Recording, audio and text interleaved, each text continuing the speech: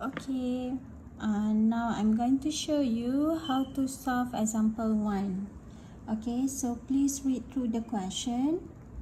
Okay, in the question you are asked to design a linear phase low pass filter, okay, with the given specification. Okay, so for the first question you need to sketch the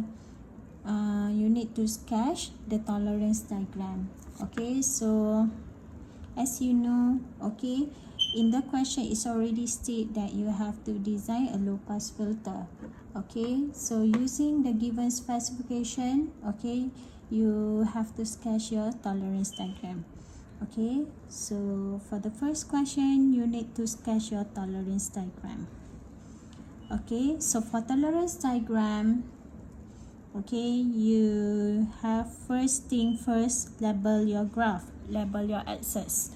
Okay, so we have for x-axis it is omega, small omega, and then for magnitude we have modulus h exponent j omega. Okay, this is low pass filter, means the signal is from, if you look at that the given specification, we have fp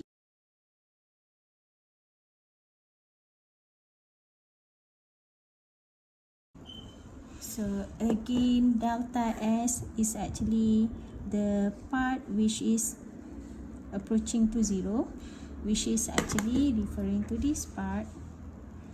But for passband ripple, okay, this is a ripple. So basically 0.03 is actually the difference between two ripple, the low high minus low ripple, okay, which is 0.023. Okay, and then you have to label, here is pass band, here is stop band. Okay, next you have to write down what is your omega p value and what is your omega s value. Okay, so omega p is equal to,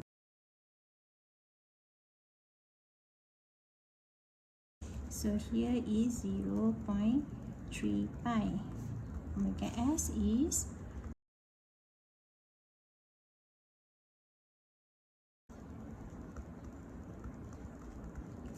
alright. So don't leave your answer until this one again. Okay, so you have to find what is your delta omega value. So delta omega is omega s minus omega p, which is 0.2 pi. Okay, next you can find your cut-off frequency. So your cut-off frequency equal to 0.5 pi plus 0.3 pi, you divide by 2. So this 0.4 pi. Done. Alright, so for you to design the filter, okay, you have to follow step by step. Okay, so for the first step, you need to find what is your omega p value, what is your omega s value. So from the tolerance diagram, you know that your omega p value is 0.3 pi, omega s is 0.5 pi. Okay, for step number 2, you need to determine your window type. Okay, so if you look at the question, we don't have the delta s, the question didn't state what is the minimum stop band attenuation value, right? So you have to find what is your, you have to find your alpha s. So alpha s equal to negative 20 log 10 delta s. So it is log 10 0.01 and it is 40 dB. Okay, Next, what you have to do is you need to refer to table number 5 for you to get what is your window type. So based on table number 5, okay, you look at minimum stop band attenuation column. So basically, if you look at minimum stop band attenuation column, there is no value for 40 dB, right? So what you have is less than 40 dB, and then another type is more than 40 dB. So what you have to do is you need to refer to the next highest number of minimum stop band attenuation value. So based on table 5, the next highest minimum stop band attenuation value is 43.9 dB. So 43.9 dB is referring to hand window. Okay, next, after that, you need to determine your transition band value. Again, your transition band value, you refer to your tolerance diagram. So you know that from your tolerance diagram, it is omega S minus omega P, which is equal to 0.2 pi. Okay, after that, from delta M, you can determine what is your M value, capital M value. So again, refer to table number 5. In table 5, refer to column hand window.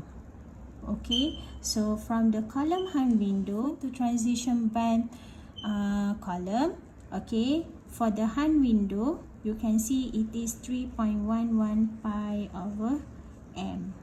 So M is equal to 3.11 pi over delta omega, which is 0.2 pi. So it is 15.55. So this is the value, 15.55. Okay, M is M point. So if you still remember, we don't have 15.55 point. Okay, so if you remember your maths, okay, you have to round off. So when you round off this number, it becomes 15.6. But in DSP, you cannot do that. Okay, so what you have to do is you have to choose the next highest number. So the next highest number of 15.55 is 16. So we use this number, M equal to 16. Why 16? Because 16 is the next highest number of 15.55. Okay, next, after you get M, you can determine your capital N. Capital M equal to 2M plus 1. Okay, so you will get 33. Okay, M is your M point, the one side, the point of your one side of your signal. Okay, N is your sequence length.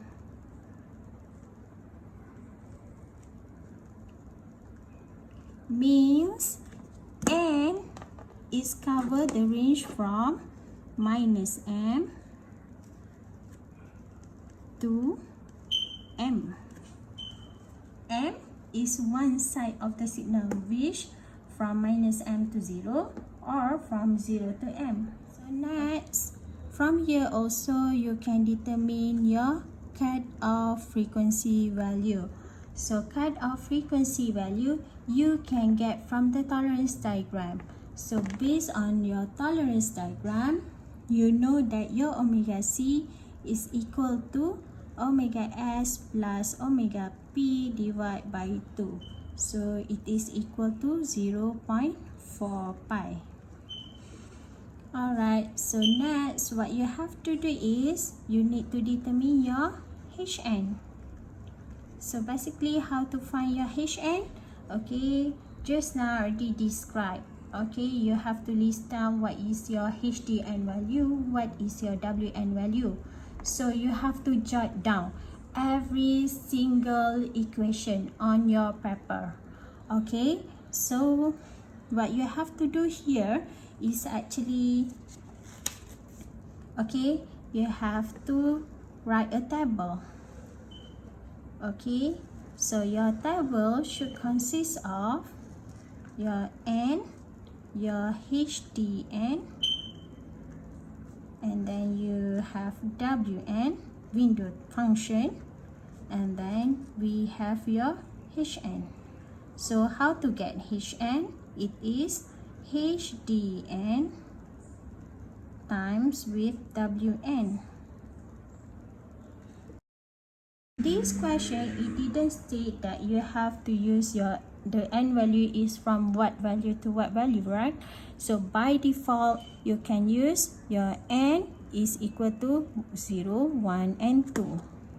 So again, I want to emphasize, for you to determine this value, your HN value, make sure your calculator mode must be in radian mode.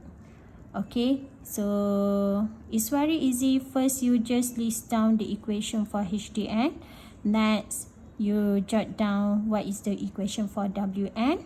Okay, so again, HDN, this one you have to refer to table number 6. Okay, so which filter? Refer to your tolerance diagram. So in your tolerance diagram, you design low pass filter. So you refer to column, you refer to the rows of low pass filter. For low pass filter, we have two equations. One for n equal to 0, another one is n not equal to 0. So for HDN, this one you need to be very careful. Make sure you use, when n equal to 0, you use the the function of the HDN, which is equal to 0. When n equal to 1 and 2, make sure you use HDN when n not equal to 0. Okay, for WN, you just have one equation for n equal to 0 and when n not equal to 0. Okay, for this part, you just calculate. Okay, you just multiply HDN times WN, so you get HN for n equal to 0. Same thing. Okay, last part, you need to write a conclusion to conclude about the causality. So to make the signal causal,